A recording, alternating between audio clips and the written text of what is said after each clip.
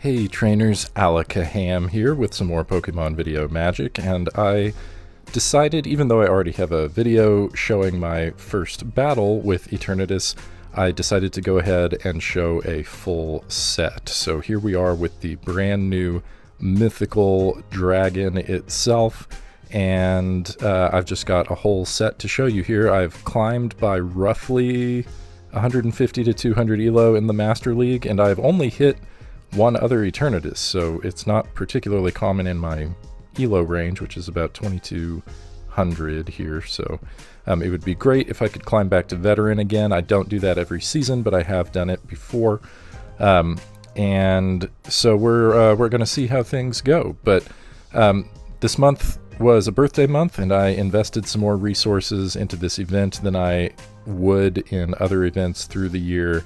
And I know I'm as frustrated as many others about some of the pay-to-play processes, but in this case, I just really wanted to actually be competitive in the Master League for once, and I think I was able to come up with a team that would actually allow me to be a bit more competitive.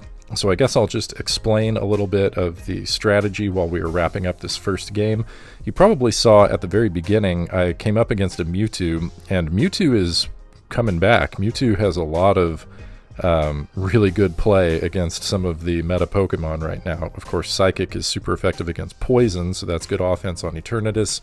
Lots of positive neutral damage to many other Pokemon in the meta, and of course it's going to be doing super effective damage to Pokemon like Zacian as well. So pretty cool that Mewtwo's coming back. Mewtwo is one of my favorites, and I think that's great. So the idea here is for me to have Eternatus up front, which really does not want to see ground types or steel types, so we've got to be able to deal with Zacian and Zamazenta. So I have an XL Zamazenta as the safe swap, and then Groudon as the closer to deal with potential counters. So here we are into game 2. I'm seeing a lot of Ho-Oh, which makes a lot of sense with Zacian and Zamazenta out there. We can get to our first Dynamax Cannon on Eternatus before the Ho-Oh is able to reach their first move. I do believe that Ho-Oh actually reaches its second move if they go for Brave Bird before so we don't get the full Dynamax Cannon. I'm gonna let this through. Brave Bird is resisted, but that did more damage than I expected. I saw that this was a Kyurem. We have the Dynamax Cannon, so I decided to go ahead and throw and take that final shield. We would have probably not quite KO'd, but done a lot of damage there. So now we have Zamazenta, which is a pretty good counter to the Black Kyurem. We will take a decent chunk of damage from that Fusion Bolt, and before they get to the next one, we're going to go ahead and throw the Behemoth Blade. So there we go. Behemoth Blade is going to take out the Kyurem, and they're going to bring back the Ho-Oh.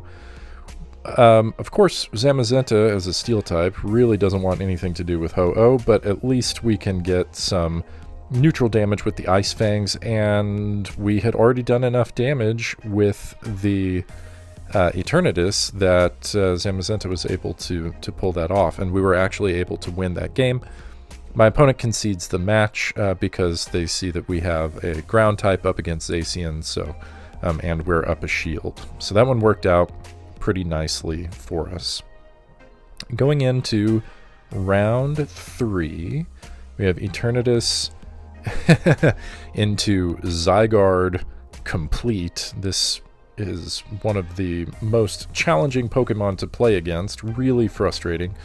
We outbulk it in terms of our sheer CP strength here, but as you can see, their actual defense is very high, and they are doing fine. So we were taking damage pretty similarly until they let the Dynamax Cannon through. But in the Zero Shield, we are able to beat... oh, I over-farmed there. I should have immediately thrown the Dynamax Cannon, so we totally lost a full move because I over-tapped and did another Dragon Tail.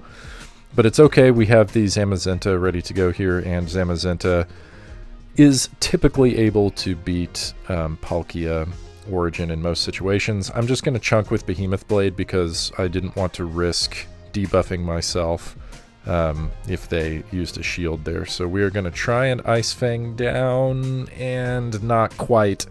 They aren't using a shield, so I feel like I shouldn't use one either. I'm going to bank on the fact that because we haven't seen a steel type yet, they have either Zacian or Zamazenta in the back, and indeed it is a Zacian. At this point, our mud shots are actually going to be doing a ton of damage, and so I'm just going to be throwing these fire punches pretty much as quickly as I can get them. And they let that one through, doesn't quite KO, but that's fine. We've got 2 shields. They are not getting to 3 of anything before we are able to farm them down here. So Groudon has a lot of play on the meta right now. Of course, with the Zacian and Zamazenta as part steel types, they're not going to want anything to do with ground or fire, but now with Eternatus being a poison type and weak to ground, I think ground types are really going to be seeing a lot more play. This time we have Eternatus into Eternatus, and my opponent has a much bigger Eternatus than me, so it seems like they had a good raid day. And so I swapped to try and do some damage with Zamazenta, and my opponent comes in with a Volcanon, whatever this thing is called. I have not played against this before, so I knew that they had Overheat, and I think it normally runs Hydro Pump, but elements are typically weak against dragons, so I'm going to come in with the Eternatus, and they throw a Sludge Bomb. So anyway, sorry my voice cracked on you, but that's I was a little bit confused there. Non-stab and resisted, and it looks like my opponent is ABA weak to dragon, so I'm gonna throw Dynamax cannons one after another. We've just been building up the energy with the Volcanon, and I'm gonna block the Aqua Tail because I really need to get to this Dynamax Cannon again. And really, if they would have swapped, it wouldn't matter whether I landed the Dynamax Cannon on the Palkia Origin or on the Eternatus. Either way was fine, but it worked out much better this way because Groudon does have more play against Eternatus. Precipice Blades is just going to wreck this thing no matter how much health and defense it has.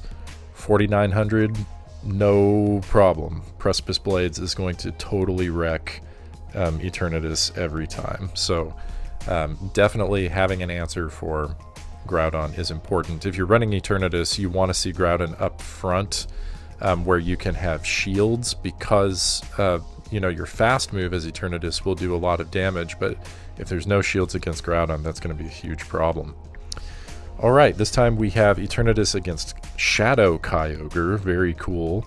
It's neat to see like the interesting Pokemon and strategies that other people come up with. I think that's part of the fun of Go Battle League. I feel like this is a really good position to be in because, of course, elemental moves are going to be resisted, but this is a Shadow Kyogre and they are doing a decent chunk, and I kind of lost count of the moves there. I did not want to get hit with an Origin Pulse, so I'm going to go ahead and keep chunking, and I decide to just throw the Dynamax Cannon immediately so that we can try and get the Kyogre out of the way and win Switch. And ideally here, by winning Switch, we'll be able to get the advantage by choosing what goes up against their next Pokemon. This is going to be super effective with the Psychic Fangs, but it does not quite knock out, and their fast move is resisted. So I am able to get to a Flamethrower, something that I haven't used very often in this video, but that has come in handy a few times, and that snags the last shield from them.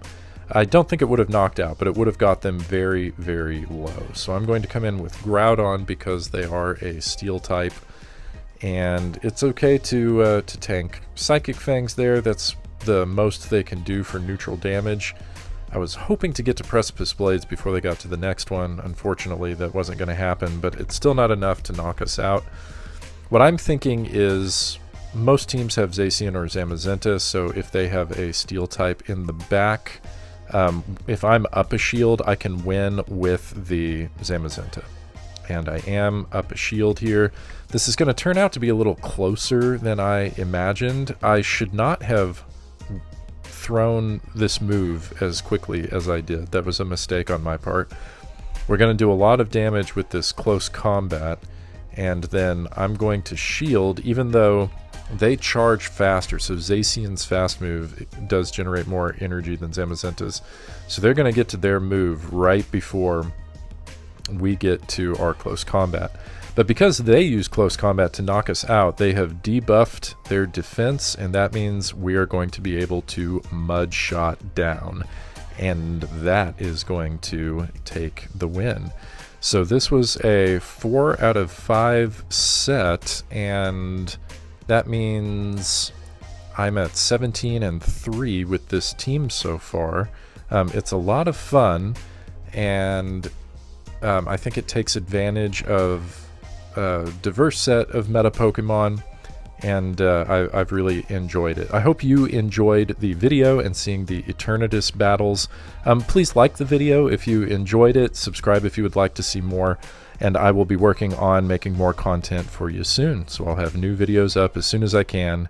Thanks for being here. Until next time, trainers.